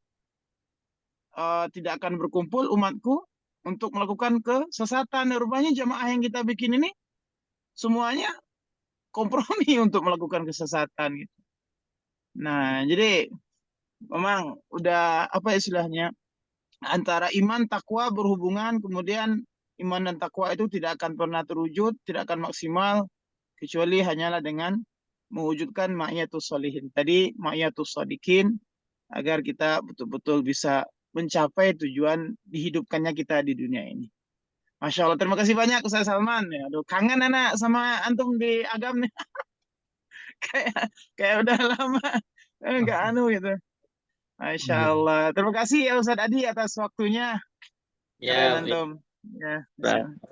Ustaz Zamzam, juga Ustaz Sarnobi dan Ustaz lain. Mungkin Anda langsung pamit karena Anda mau masuk rumah nih, baru selesai parkir. karena tadi ada kegiatan, jadi harus langsung live kayaknya Ustaz Adi dan Ustaz Salman dan Ustaz lain. Mohon maaf. Ya. Ya. Baik, Ustaz. Barakallahu Jazakumullah. fikum. Waalaikumsalam. Assalamualaikum. Waalaikumsalam. Ada tanggapan Ustaz. Ditanggapi yang 3 dulu Ustaz, apa kita tambah nih? Ada dulu tanggapan sana. Silakan dibacakan tanggapan dari Ustaz Mukhtar, Ustaz. Ustaz. Idealnya apapun profesi kita sebagai ladang dakwah agar menjadi umat terbaik. Namun sebagian realita yang terjadi justru ladang dakwah menjadi profesi dan kesannya senjata untuk mencari dunia. Dan sebagian umat berpandangan negatif dengan sikap seperti itu. Bagaimana harusnya ulama Ustaz? Bagaimana harusnya Ustaz Salman? Itu tanggapannya. Tadi ada juga di atas sidik. Sidik identikkah dengan integritas? Bagaimana mengimplementasikan sidik ini dalam aturan yang terukur? Afwan wa syukran Ustaz Zakullah. Nah, itu tambahan kayaknya Ustaz. Ya, pada Ustaz. Ustaz. Tadi sidik identik dengan apa tadi, Ustaz? Ustaz, mana tadi ya? Sidik identik dengan integritas. Sidik identikkah dengan integritas? Bagaimana mengimplementasikan sidik ini dalam aturan yang terukur? Ustaz. Baik, Ustaz. Mungkin kita mulai dari yang terakhir tadi, sidik identikah dengan integritas. Ini kan memang terminologi yang cukup ini kan agak banyak dipakai di lembaga pemerintahan ya, khususnya ketika membangun tentang program pemerintah pembangunan zona integritas misalnya. Itu kan program yang dicanangkan oleh pemerintah sedemikian rupa pembangunan zona integritas, tapi sayangnya begitu pada banyak kasus itu tampaknya hanya sekedar menjadi jargon gitu. Walaupun kita tentu tidak boleh putus asa dan tidak boleh tidak pernah boleh berhenti untuk terus berjuang. Kami misalnya kalau kami di Pengadilan Agama itu merespon program itu dengan sangat serius, dan alhamdulillah secara umum meskipun tentu tidak 100%, belum 100%, tapi secara umum alhamdulillah terjadi perbaikan yang signifikan pada perjuangan untuk menegakkan integritas, dan saya meyakini betul Ustaz itu adalah implementasi dari sikap sidik ya. Orang yang berintegritas artinya orang yang menjunjung tinggi kejujuran dan komitmen terhadap kebenaran. Itu yang orang berintegritas kan itu ya. Orang yang memastikan bahwa sikapnya segala yang dia lakukan itu standarnya adalah pada kebenaran. Kebenaran berdasarkan Quran, berdasarkan hadis, berdasarkan aturan syariat, dan berdasarkan kemudian juga dalam konteks berbangsa bernegara berdasarkan konstitusi, berdasarkan perundangan dan seterusnya gitu. Jadi saya pikir identik Ustaz, dan terukur tadi bagaimana mengimplementasikannya terukur itu kan sangat terkait dengan penguasaan kita pada, kalau dalam konteks syariat pada aturan syariat, artinya memang harus diilmui dengan ilmu yang terus ditambah. Kalau dalam konteks kebangsaan dan kenegaraan dan juga bermasyarakat, terukur tentu disesuaikan dengan nilai-nilai, norma-norma, aturan yang berlaku di tengah-tengah masyarakat berdasarkan peraturan perundang-undangan, termasuk juga norma sosial gitu. Saya pikir itu ringkasnya. Ini kan udah jam 10 lewat ya, jadi mungkin itu. Nah, tadi apa yang saya sampaikan Zami, saya pikir apakah pernah terjadi bahwa kebenaran itu menjadi demikian sedikitnya, minimnya, minoritasnya sehingga kemudian kalah begitu. Saya pikir itu barangkali yang kita bisa hubungkan dengan kasus runtuhnya khilafah Islamiyah, ketika kekuatan orang berkomitmen pada kebenaran itu sudah menjadi minoritas, lalu kemudian kekuatan kaum muslimin bisa dikalahkan oleh orang-orang zalim, orang-orang fasik dan seterusnya, sehingga salah satu fondasi kekuatan Islam menjadi runtuh, dan itu tentu menjadi satu sejarah kelam muslimin. Tetapi Rasul kan memang juga sudah berikan maka hadis tentang 5 fase itu kan, Bapak Ibu para ustaz-ustazah, 5 fase kehidupan umat dari masa kenabian kembali lagi pada nanti tegaknya manhaj nubuwah. Itu kan adalah memang fase yang sudah Allah atur sedemikian rupa. Tugas kita adalah melakukan yang terbaik pada fase yang kita jalani, bahwa dengan tidak pernah boleh putus asa menghadapi tantangan dan rintangan, karena kita berjuang di jalan Allah. Maka meskipun katakan sekarang kita sedang berada dalam kondisi di mana tekanan, rintangan dan begitu banyak termasuk menjadi sistem, sebagai orang-orang yang yakin pada pertolongan Allah dan kita berkomitmen dalam kebenaran, pilihan kita adalah tidak pernah ada kata mundur dari perjuangan begitu. Kita berjuang terus semaksimal mungkin dan terus menjaga soliditas berjamaah, dan alhamdulillah Allah beri kita hidayah untuk ada dalam barisan jamaah kaum muslimin yang istiqomah insyaallah menegakkan dakwah. Nah, kemudian tadi yang sampaikan Ustaz Sanubi tentang berbohong pada istri dalam rangka membahagiakan beliau, saya pikir itu memang sebagaimana Rasul isyaratkan dalam hadis beliau bahwa kalau tujuannya adalah berbohong dalam rangka menyenangkan hati istri, tadi kan mungkin contohnya kasus masakan saja begitu, saya pikir itu memang salah satu implementasi yang mubah, yang dibolehkan, bahkan baik ya, insya Allah berpahala. Justru kalau kita jujur malah bisa menyakiti hati istri dan tentu tidak positif. Tentu tapi mohon maaf ini sebenarnya temanya agak lain, tapi tentu tidak lalu tidak termasuk di situ berbohong karena perselingkuhan ya.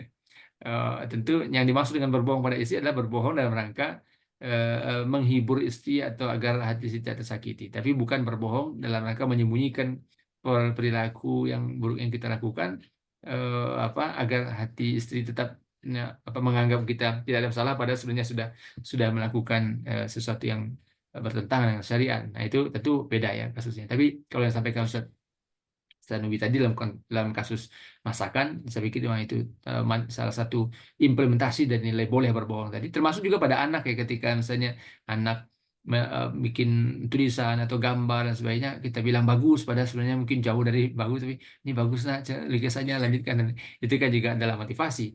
Tapi berbohong kepada anak karena kita kalau ada tamu bilang bapak lagi tidur ya, padahal bapaknya lagi main HP, itu tentu bukan bohong yang dibolehkan. Maka insya Allah Bapak Ibu kita semua tetap istiqomah untuk terus menegakkan dari kejujuran dan kebenaran di lingkungan keluarga, dan semoga Allah istiqomahkan kita dalam ketaatan sampai akhir hayat. Barangkali itu Ustaz, Bapak Ibu Ustazah, mohon maaf atas segala kesalahan kekurangan. Saya kembalikan ke Ustaz Adi. Fadhal Ustaz. Belum terdengar suara Ustaz Adi. Oh ya, alhamdulillah berkah selalu untuk Ustaz, Pak Satis dan Ustazah.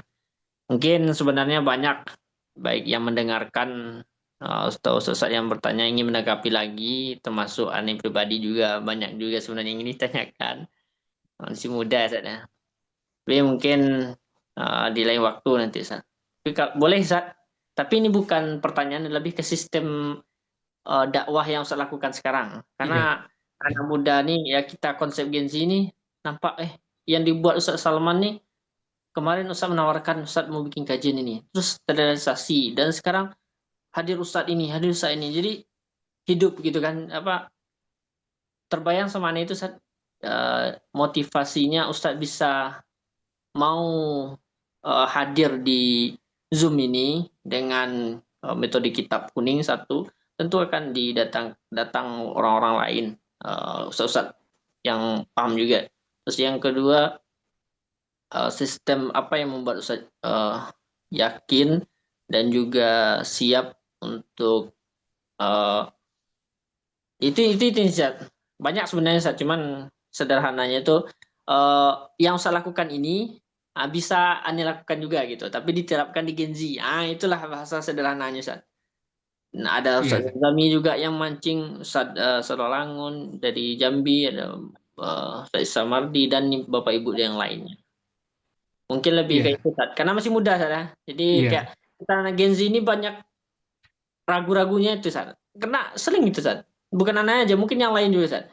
Udah mau dakwah nih, tapi ragu, takut ini, nanti dibantah ini. Lebih kalau sederhananya menanggapi yang Ustaz terapkan sekarang tuh, karena Ustaz di pemerintahan ya. Jadi Ustaz bicara tentang apa yang Ustaz rasakan. Nah, itu aneh simpulkan sih. Jadi bahasa-bahasa Ustaz ya bahasa yang di pemerintahan, kayak ini contoh-contohnya juga. Jadi mungkin lebih diminta kesimpulannya Ustaz. Kalau di kita Gen Z itu suka rumus Ustaz. Kita suka rumus. Kalau ujian UN tuh pokoknya rumusnya apapun dirumuskan. Nah, jadi kira-kira rumusnya Ustaz, tipsnya, cara dakwah yang Ustaz lakukan ini, biar aneh bisa nerapkan juga setelah ini, itu Ustaz kira-kira Ustaz ya. Mohon Ustaz, kalau di GO-nya itu Ustaz, rumus the king Ustaz ya. Rumus Nah, itu mungkin tambahan. Mungkin Ya, boleh nanti closing statement mungkin nanti juga. Saya kira sebagai moderator Anda cukupkan dan ini izin yang terakhir yang Anda sampaikan. Mungkin itu sembari baik, saya jawab dan closing statement dan kita tutup nanti Mungkin itu baik. Terima kasih. Baik Ustaz Adi, jadi Bapak Ibu Ustaz-Ustaz yang dimuliakan Allah Ta'ala, ini menarik sekali sebenarnya poin yang disampaikan Ustaz Adi tadi, dan sebenarnya menarik juga untuk kita bahas agak mendalam, tapi karena beliau katakan tadi ini rumus the king tadi ya, karena ada saya pribadi juga mungkin belum bisa menyampaikan apa kira-kira yang bisa jadi rumus kalau kemudian akan dipakai oleh teman-teman, oleh adik-adik, atau bahkan mungkin disebut juga anak-anak kita generasi Z atau generasi Alpha bahkan setelah itu. Tapi saya pikir yang terpenting adalah bahwa kita terus berjuang semaksimal yang kita bisa. Dan tadi kata-kata yang sampai Ustaz tadi justru menurut saya memang itu kuncinya. Beliau katakan jangan pernah ragu. Jadi karena keraguan itu justru memang adalah bagian dari strategi yang musuh kita gitu, karena doa ayat pendek yang kita baca, alladzi waswisu fi sudurin nas min jinnati wan nas, itu al-waswas al-khannas, itu kan memang di antara proyek proyek prioritasnya, program unggulannya itu kan membuat orang ragu melakukan kebaikan ya. Maka dia yuwaswis, bikin orang ragu, coba ini gimana.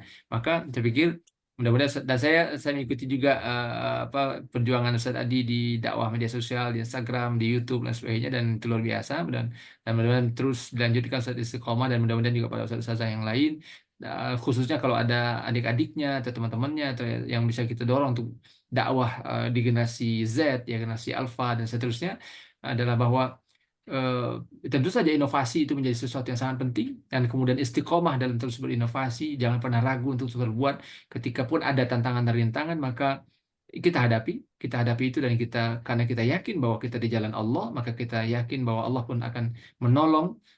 Akan Allah janji in tansurullah yansurkum. Dan itu bagian dari dinamika yang pasti akan dihadapi oleh setiap orang di setiap masa. Dan yang menjadi kewajiban kita adalah terus mempersembahkan amal terbaik, karena memang Allah jadikan kehidupan dan kematian sebagai ajang untuk menguji komitmen amal kita. Alladzi khalaqal mauta wal hayata liyabluwakum ayyukum ahsanu amala. Jadi barangkali demikian Bapak Ibu Ustaz Ustazat, terima kasih banyak pada Ustaz semua, terima kasih banyak Ustaz Zamzami, jazakumullah khairan, Sekretaris Umum IKADI Agam yang luar biasa, sangat bersemangat untuk terus mengeksekusi program, khususnya Ustadz Adi yang luar biasa dari generasi muda yang juga mudah-mudahan Allah istiqomahkan tetap dalam dakwah Amin. akhir hayat, dan juga pada Ustadz semua. Jazakumullah khairan. Saya kembalikan ke Ustadz Adi untuk menutup agenda. Assalamualaikum warahmatullahi wabarakatuh. Assalamualaikum warahmatullahi wabarakatuh. Alhamdulillah sampai kepada acara terakhir kita. Mudah-mudahan ke depan agenda-agenda IKADI berkhusus. Terima kasih kepada Ustaz Zami yang perjuangkan kegiatan ini melalui IKADI. Mudah-mudahan IKADI semakin berkah, dan Ustaz Zamzami, Ustaz Salman sehat selalu, panjang umur, berkah rezeki, dan kita semua yang hadir di ini diampuni segala dosanya, istiqomah dalam dakwah, dan diberkahi kehidupannya. Mungkin itu saja saya sebagai moderator. Mohon maaf atas segala kata-kata yang terucap, sengaja pun ataupun tidak. Terima kasih juga atas doanya dari saudara semua. Semoga saya dan teman-teman Genzi lainnya nanti ini dikontenkan juga, saat izin ya Ustaz ya. Nanti dicoba pula nanti. Nah, mudah-mudahan berkah apa yang kita lakukan saat itu, doa dan bimbingannya. Terima kasih semuanya, Ustaz, Bapak Ibu. Saya selaku moderator mengucapkan dia menutup dengan grogi jadi misalnya. Menutup dengan mengucapkan doa kifaratul majelis. Subhanakallahumma wa bihamdika Asyhadu an la ilaha illa anta astaghfiruka wa atubu ilaik. Assalamualaikum warahmatullahi wabarakatuh. Waalaikumsalam warahmatullahi wabarakatuh. Terima kasih banyak Ustaz. Ya, Ustaz. Aman. Allah.